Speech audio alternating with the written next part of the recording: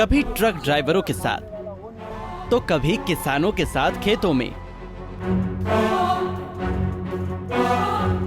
कभी मैकेनिक की दुकान पर, तो कभी छात्रों के साथ उनके भविष्य पर चर्चा करना, तो कभी अपने दफ्तर में ग्रामीण अंचल की महिलाओं के साथ भोजन करना,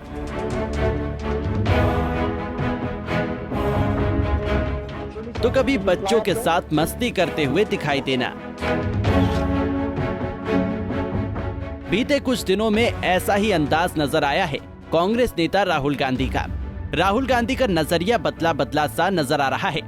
गांधी परिवार के शहजादे को भले ही राजनीति विरासत में मिली हो, लेकिन भारत जोड़ो यात्रा के बाद से राहुल का तौर तरीका सब कुछ बदला सा नजर आ रहा है। राहुल गांधी कहीं भी अचानक पहुंच जाते हैं, किसी से भी बात करने लगते हैं, यहाँ तक कि कभी कभी सिक्योरिटी की परवाह किए बगैर बीच बाजार मिलने पहुंच जाते हैं। ठीक ऐसा ही इन दिनों जम्मू कश्मीर में देखने को मिल रहा है। जम्मू कश्मीर से धारा 370 और 35 से हटने के बाद राहुल गांधी पहली बार लद्दाख दौरे पर पहुंचे हैं। लद्दाख दौरे पर पहुंचे राहुल गांधी ने शनिवार को सबको चौंका दिया जब वो शनिवार को लद्दाख की सड़कों पर बाइक ड्राइव करते हुए नजर आए। राहुल गांधी राइडर लुक में दिखे और पैंगोंग त्सो लेक पहुंचे, जहां उन्होंने आज सुबह अपने पिता पूर्व प्रधानमंत्री राजीव गांधी को श्रद्धांजलि दी। इसके लिए लेक के पास पूरी तैयारी की गई थी। पूर्व पीएम की तस्वीरों के साथ यहां पोस्टर लगाए गए। इस दौरान राहुल गांधी ने कहा कि पैंगोंग लेक राजीव गांधी को बहुत पसंद था। वो इस लेक को दुनिया की सबसे खूबसूरत जगहों में से एक मानते थे। Yeah, my father was one of my great teachers, as I think most people's fathers are. I remember once when I was small, he had just come back from Pangong and he had taken some pictures. And so he told me that he thought this was the most beautiful place on earth. During Bharat Jodo Yatra, I was supposed to come to Ladakh, but for some logistical reasons we couldn't come. So I thought, let me come and do a slightly more detailed tour of Ladakh. That's why I came to Pangong. We're going to Nubra, Kargil.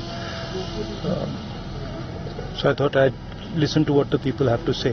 Rahul Gandhi यही नहीं रुके। चीन से विवाद को लेकर राहुल गांधी ने स्थानीय लोगों का हवाला देते हुए प्रधानमंत्री मोदी पर हमला बोला और कहा कि यहाँ के लोगों ने बताया कि लद्दाख में चीनी सेना घुसी हुई है और उन्होंने हमारी जमीन छीन ली है। इस बयान के सहारे राहुल गांधी ने सरकार को घेरने की कोशिश की है।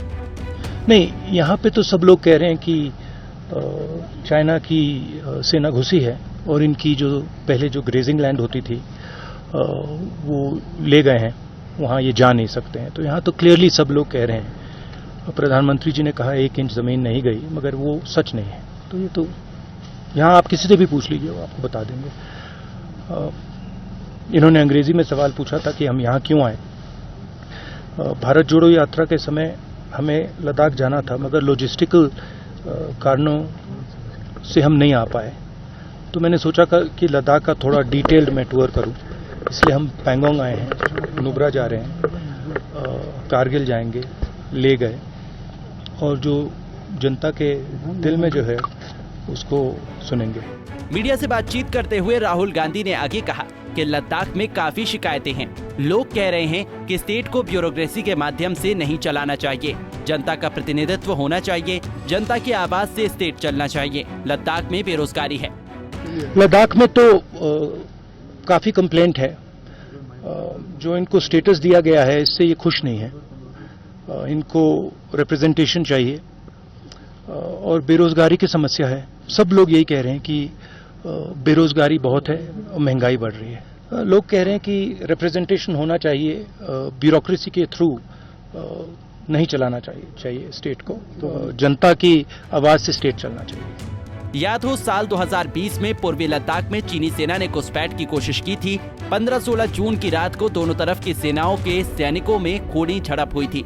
इसमें भारतीय सेना के एक कमांडर समेत 20 सैनिक शहीद हो गए थे। इसके अलावा 40 से ज्यादा चीनी जवान मारे गए थे। गलवान की घटना के बाद से ही एलएसी पर तनाव है। 5 अगस्त 2019 को जम्मू कश्मीर से अनुच्छेद 370 को निरस्त करने और राज्य का पुनर्गठन कर केंद्र शासित प्रदेश बनाए जाने के बाद राहुल गांधी की ये पहली लद्दाख यात्रा है। अगले सप्ताह वे कारगिल जाएंगे जहां पर अगले महीने हिल काउंसिल के चुनाव होने वाले हैं। Bureau report, Punjab Kesari TV. हमसे जुड़े रहने के लिए हमारे YouTube चैनल को सब्सक्राइब करें और नई वीडियो की नोटिफिकेशन के लिए बेल आइकॉन को दबाएं।